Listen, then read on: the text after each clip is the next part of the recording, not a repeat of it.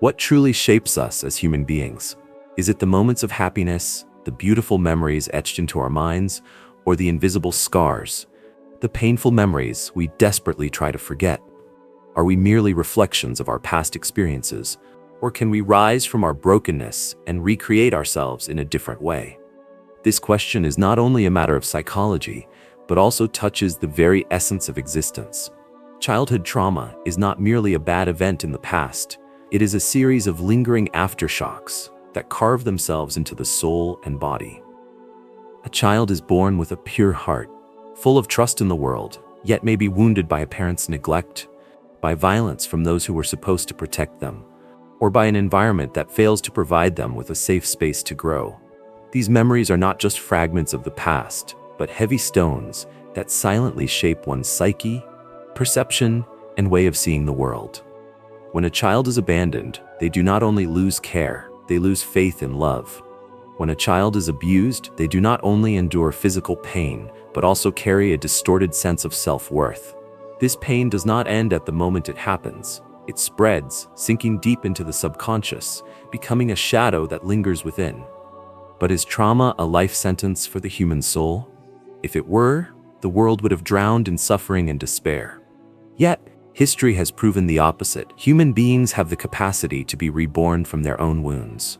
Nietzsche once said, "What does not kill me makes me stronger." But that strength does not come naturally. It is the result of resistance, of confronting darkness and seeking a way into the light. If pain is inevitable, then how we respond to it is what truly matters. Some choose to bury their past, avoiding it like a wound too painful to touch, while others transform it into a force for change. They look at their suffering not to mourn, but to understand, to learn, and to rise above it. The challenge is not to forget trauma, but to learn how to live with it without letting it dictate our lives. Like the Japanese art of kintsugi, where broken pottery is mended with gold, cracks are not concealed but embraced as part of a new beauty. People, too, can be the same. Wounds, when understood and healed, do not make us weaker, but rather shape us into something unique. A child who once suffered may grow up with fractures, but within those very cracks, the light of resilience, empathy, and strength can shine through. Wounds do not only exist in the past, they imprint themselves on every cell, every unconscious reflex of a person. When a child experiences violence, abuse, or abandonment, those memories do not merely remain as scattered events in their mind, but instead become part of their nervous system, restructuring how they perceive the world. Trauma is not just a sorrowful story to be retold. It is a silent language, repeating itself in the way a person loves, fears, or avoids. What a child endures does not end in that moment. It shapes how they exist in the world long after. A child does not choose where they are born, nor can they control the circumstances around them. They cannot stop a parent's neglect or protect themselves from violence. The only thing they can do is adapt. But sometimes, adaptation becomes a prison. To survive, a child may learn to stay silent when they should speak, shrink when they should reach out, or gradually believe they are unworthy of love. These beliefs, once ingrained, do not easily fade. An adult may leave the home that once hurt them, but they cannot so easily leave behind the wounds deeply etched into their soul. Painful memories are not just echoes of the past. They become a distorted lens through which a person sees themselves and the world. Why are children more vulnerable to trauma than adults? Is it because of their physical fragility, or because they lack the life experience to understand that the world is not only suffering? In truth, what makes children more susceptible to deep wounds is their absolute dependence on adults. When a child is betrayed by the very person who was supposed to protect them, the injury is not just temporary pain, it is a direct assault on their sense of safety and self-worth. An adult may lose faith in others, but a child who is betrayed loses faith in themselves. If the most trusted figure does not cherish them, then who will? If their worth is not acknowledged from the start, can they ever learn to recognize it on their own? Stoic philosophers believed that while humans cannot control external circumstances, they can control their responses. They argued that suffering does not come from the event itself, but from how we interpret it. But can a child, when abandoned or abused, control how they feel? can we expect a fragile soul to be strong enough not to be wounded? This is not an easy question to answer, but it leads to an important reflection. If we could not control what happened to us as children, can we later change the way we see it? Perhaps this is the pivotal point that determines whether trauma becomes a lifelong shackle or something that over time can be transformed into strength. The wounds of the past do not merely remain in memory, they continue to echo in every moment of adulthood.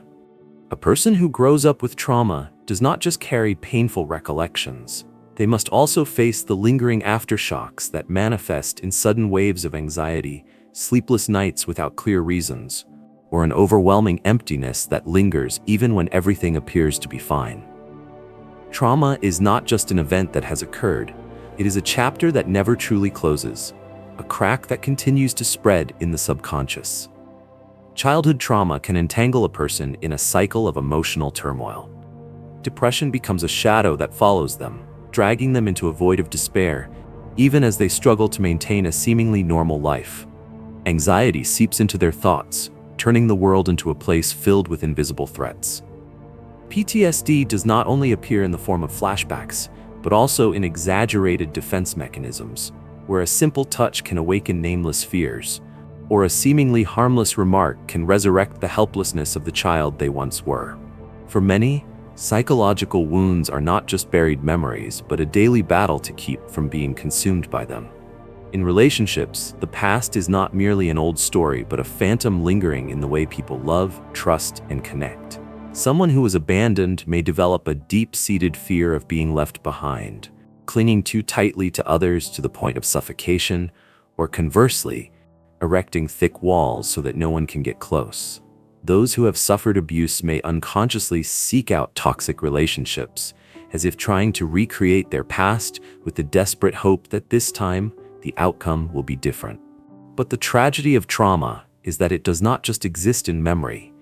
It embeds itself in the way a person interacts with the world, causing them to repeat the same patterns even when their rational mind tells them they need to escape. Yet trauma does not only reside in the mind, it leaves imprints on the body as well. Studies have shown that individuals with childhood trauma are more prone to chronic illnesses such as cardiovascular disease, immune system disorders, and prolonged stress.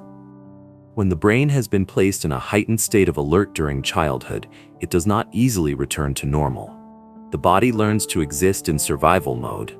The heart beats faster, cortisol levels remain elevated, and the nervous system is always prepared to react to danger, even when no real threat is present. According to Bessel van der Kolk, the body keeps the score, which is why a simple hug can bring someone to tears. A familiar voice can make them tremble, or a confined space can cause them to feel suffocated without knowing why. Nietzsche once said, "What does not kill me makes me stronger." But does this hold true for those who carry invisible wounds?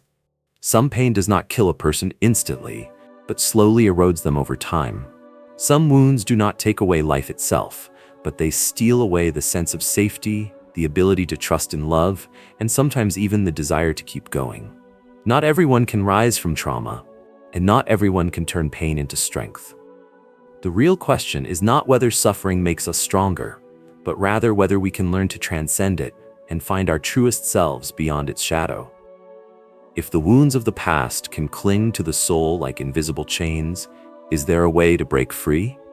If trauma can reshape how a person sees themselves in the world, can that perspective be reshaped once more?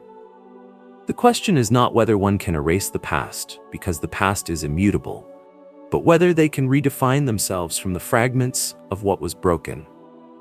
Viktor Frankl, who survived the horrors of concentration camps during World War II, once stated that humans can find meaning even in the depths of suffering. To him, true freedom is not about choosing our circumstances, but about choosing how we respond to them. A person who has suffered can either remain trapped in the darkness of their memories or find a way to transform that pain into strength. But this does not mean denying what has happened or pretending it no longer affects them. Healing is not about forgetting, it is about acceptance. Acceptance that the past cannot be changed, but the present and future still belong to us. There are many paths to healing, and each individual may need a different approach. Psychological therapy has shown effective methods in helping trauma survivors regain control of their minds. CBT, cognitive behavioral therapy, enables individuals to recognize and challenge the distorted core beliefs formed by their painful past, such as the belief that they are unworthy of love or that the world is inherently unsafe. Changing these fundamental beliefs is not an easy process, but once achieved, it alters the way one engages with life. Meanwhile, EMDR, eye movement desensitization and reprocessing, helps reprogram memories, breaking the connection between traumatic experiences and automatic fear responses. Not everyone is ready to revisit their past, but approaching it in a controlled way can help them view those memories from a different, less painful perspective. However, trauma does not only reside in the mind. It is stored in the body as well. Somatic therapy emphasizes that traumatic energy can remain trapped in muscles, the nervous system, and even in the rhythm of one's breath. Releasing this energy can be a crucial step in healing, whether through yoga, movement, or simply learning to listen to the body with gentleness.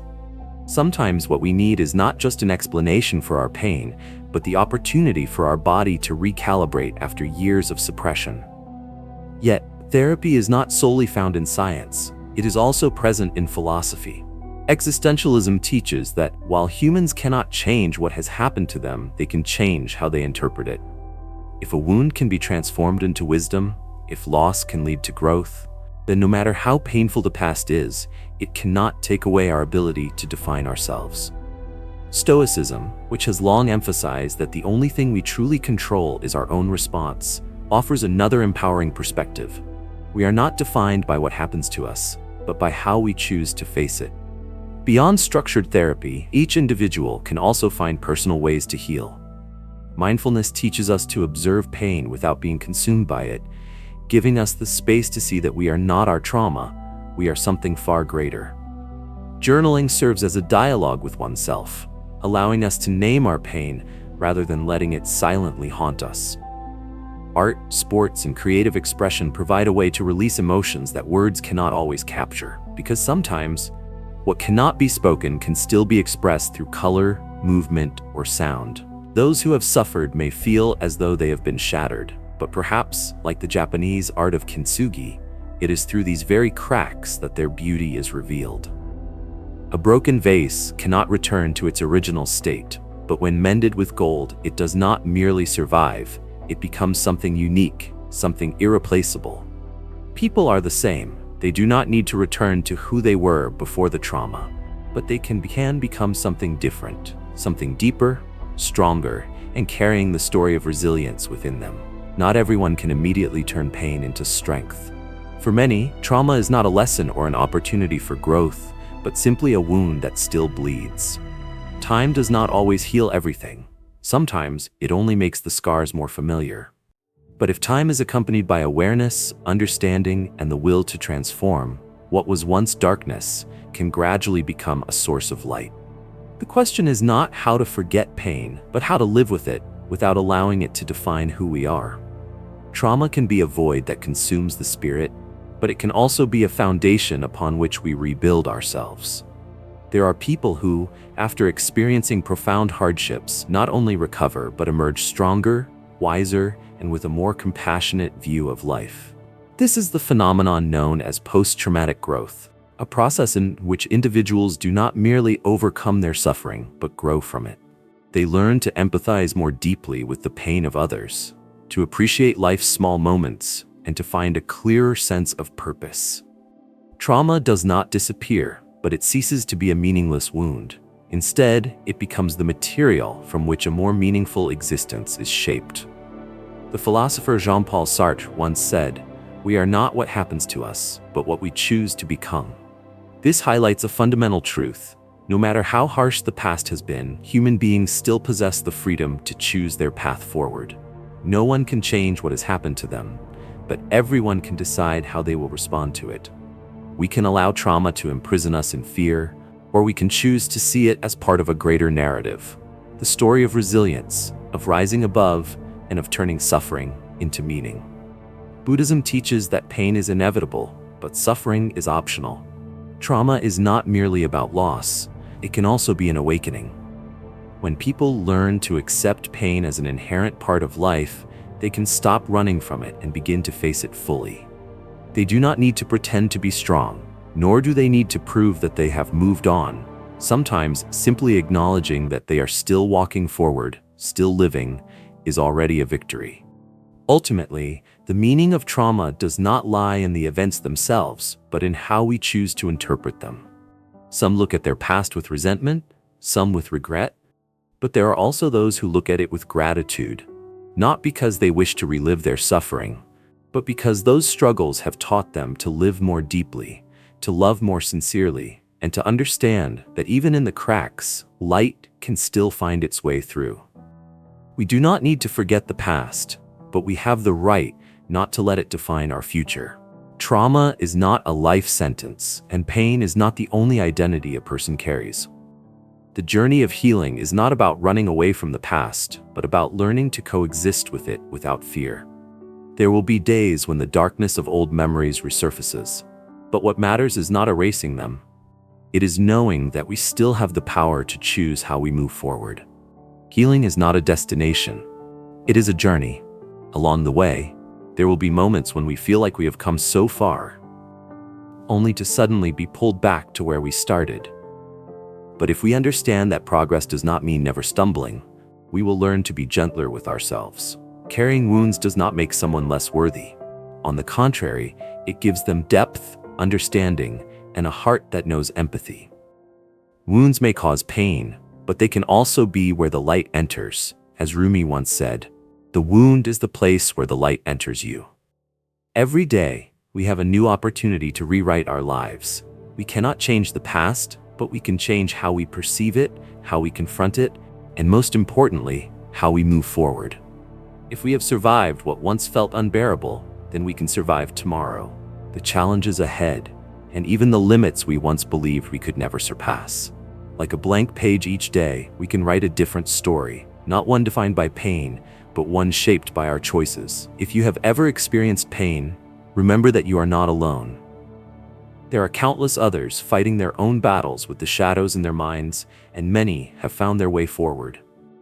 Every journey is different, but what matters most is that you do not have to walk it alone. Keep searching for the light, even if it is just a small flicker. And if these words resonate with you, don't forget to like and subscribe to stay connected on this journey of self-discovery and healing. Sometimes all it takes is one sentence, one new perspective, to become the guiding light in the darkest of times.